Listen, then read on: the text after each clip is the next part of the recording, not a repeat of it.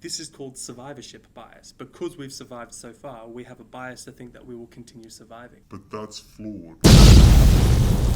Hi there, I'm Medico Sil. I'm a final year medical student from Sydney, Australia. In this channel, we talk about all things healthcare and try to make it fun. I hope you enjoy this video.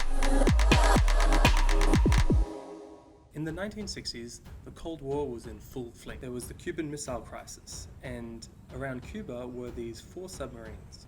These 4 submarines each had nuclear warheads, and they were Russian submarines. I want you to imagine that you are in one of these submarines, okay?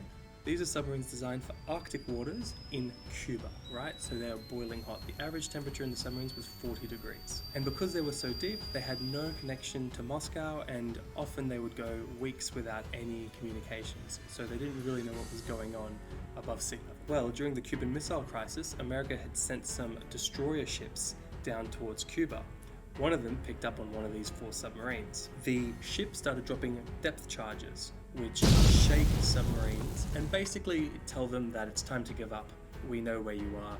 You need to surface now so you can identify yourself. But the captain of the submarine did not know what was going on. He thought maybe war had broken out. Now, normally in these submarines, there is a captain and a second in charge. And in order to send off the nuclear warhead, they both need to agree to do it. The captain decided that it was likely that Russia and America were at war and that they should send the nuclear warhead up to destroy the destroyer ship, killing themselves. So they were going to send a nuclear warhead. But the commander of the fleet of the 4 submarines was also on that submarine, okay?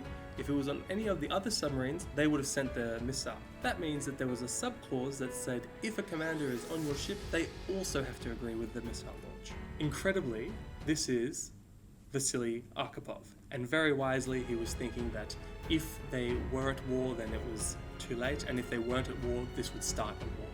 So analysts have looked at this situation and deduced that if they had sent that nuclear warhead, America would have responded with nuclear warfare in Russia, starting a nuclear war. So nuclear warheads don't kill everyone just from explosion, okay? They kill everyone in the blast radius, and that's terrible, and that would wipe out cities. But actually, the way that they cause extinction is because the power of the warhead, it basically vaporizes dirt and dust and buildings and humans and throws them so high above the atmosphere into the stratosphere where it can't get rained out, and it blankets the earth and prevents sunlight coming through, triggering a nuclear winter. This is crazy, right? This is the story that one man, Vasily Arkhipov, made the decision to not cause human extinction. If he was on any of the other submarines, they would have had the authority to send the nuclear warhead. And this is an amazing story because it is showing how humanity has so much power, and with that power comes the power to destroy themselves.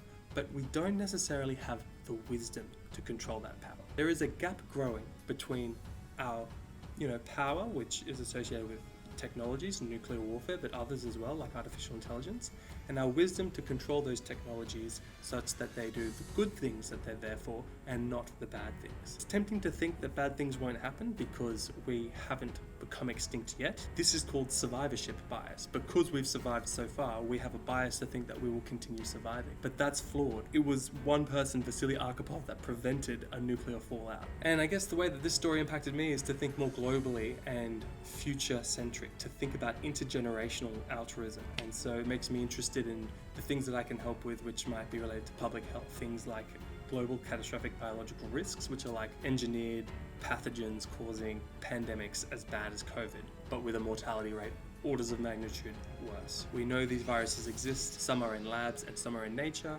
and we need to monitor them and tread very carefully. But that's it for this video. If you learned something new, like and subscribe, and please feel free to check out my other videos, which are not all as depressing.